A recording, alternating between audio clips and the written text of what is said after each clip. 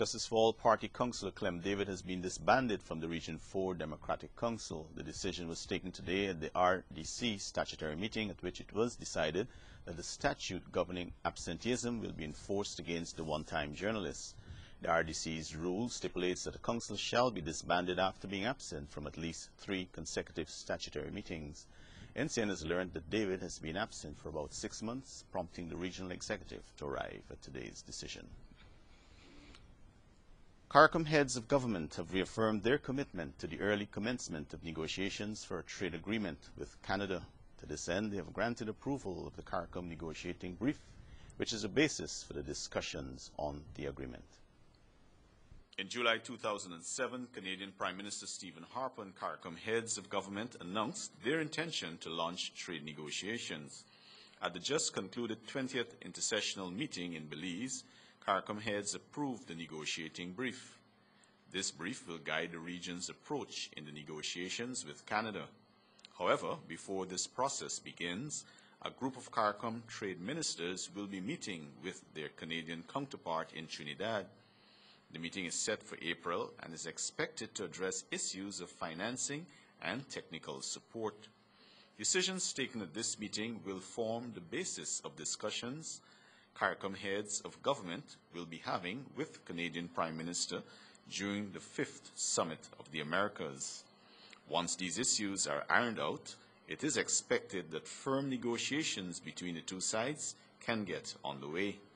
The agreement is likely to include market access, rules of origin, trade facilitation, investment and trade services, and other related issues. Presidential press official Kwame McCoy has expressed disappointment at comments made by Mayor of Georgetown, Hamilton Green, regarding his appointment to the Rights of the Child Commission. McCoy has described Green's comments on his character and suitability for the appointment as crass and contentious. He says he's saddened that someone of Green's standing would resort to such statements, but note that this is not surprising since the mayor has been known to twist the truth. McCoy points out that he has never done anything illegal or questionable to warrant such comments. Government's interventions to ensure the viability of the rice industry amidst the global economic crisis will cost some $800 million. This sum will become effective through a reduction of the export tariff on price, a 40% subsidy on fertilizer prices, and an arrangement for the provision of seed paddy.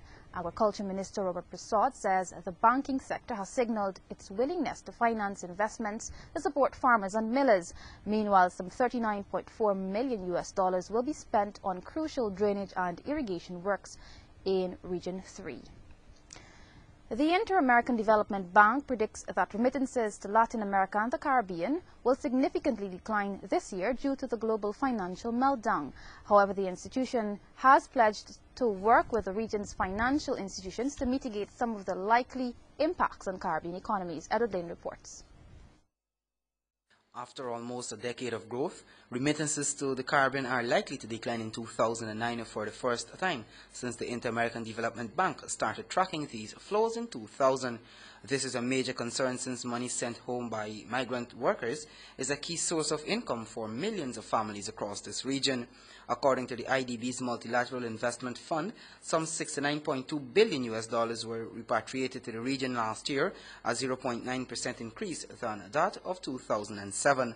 The break in the upward trend took place after the first semester of 2008. In the fourth quarter, remittances dropped to $17 billion, 2% less than in the same period of 2007. For the few countries that reported data for January, totals were down by as much as 13%. In 2007, Ghana led the Latin American and Caribbean region in remittances receipts as a percentage of GDP with 43% or $424 million. The bank says a decline in remittances is likely to translate into greater demand on social safety networks by families who rely on money flows from abroad to cover basic expenses.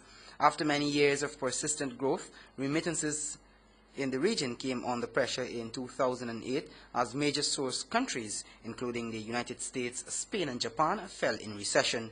The Multilateral Investment Fund has emphasized microenterprises as a development tool to reduce poverty. The MIF says it will continue to work with central banks, financial regulators, banks, credit unions, microfinancing institutions, and money transfer companies in the Caribbean to find ways to maximize the economic impact of remittances. Edward Lane, the 6 o'clock news. The Guyana Rice Development Board is urging farmers and millers to work together to find common ground on the prices being offered for paddy. It notes that the vast reduction in paddy prices is not isolated to Guyana alone. More in this report. There has been much debate over the past week on the paddy prices being offered to farmers by rice millers. However, the Guyana Rice Development Board says this situation is not unique to Guyana, as many large-scale rice exporting nations have been subjected to the same. It explains that due to the global economic crisis, many countries are incapable of purchasing the usual quantities of rice from exporters. Many local and international exporters also engage in stockpiling in anticipation of rice prices further skyrocketing. But this expectation was short-lived, as prices actually declined by as much as 60%, leading to a high supply of rice on the world market and ultimately impacting on the current prices offered. The agency points out that while the argument of millers being able to offer a better prices is justified, their position must be considered since they too are feeling the squeeze. Last year, paddy was being sold here for as much as $5,500 per bag. However, this has now dropped to around $3,000 per bag. The GRDB recently slashed export tariffs for rice to $4 per metric ton, so that farmers can receive at least $4,000 per bag. This will cost the agency some $240 million. However, it notes that such actions are necessary to release the burden on millers and farmers.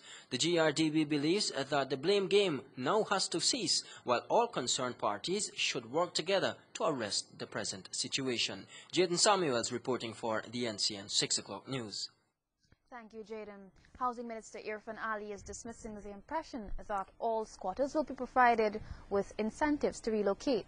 The minister believes that squatters are abusing the system, as Onika Jones tells us. We have a very strict policy with squatting, and we're going to enforce it. People are now abusing the open space, and they're squatting. So the line has already been drawn. We are going to deal conclusively with the issue of squatting now. Housing Minister Irfan Ali. Minister Ali says the movement of persons from the Lamaha Railway embankment was done under special circumstances. He points out this will not be done in all cases. Meanwhile, Minister Ali says his ministry is repossessing house lots allocated prior to 2005 from persons who have failed to commence construction or make payments. He adds that a campaign to penalize persons for the illegal sale of house lots is also ongoing. 40 cases have since been identified. We've also uncovered some unscrupulous persons in Tushin, and a number of persons are under investigation and will be brought to the court. We've also uncovered Commissioner of Oaths and Justice of Peace who are facilitating this process, and we're dealing with those too. The Housing Minister says he will be meeting with squatters in Plastic City and Skull City in Region 3 to commence discussions regarding plans for their movement. Onika Jones, NCN News. The National Library has held an exhibition in observance of the life and work of the late President and founder of the People's Progressive Party, Dr. Cheddi Jagan. Among the exhibits on display were photos, articles, and other information related to the life and contributions made by the late leader. Addressing the gathering, Prime Minister Samuel Hinds said that it is important for citizens to remember the legacy of Dr. Jagan in the quest for further development here. Also present were China's Ambassador to Guyana, Shang Zhonggao, and Presidential Advisor Navin Chandapal.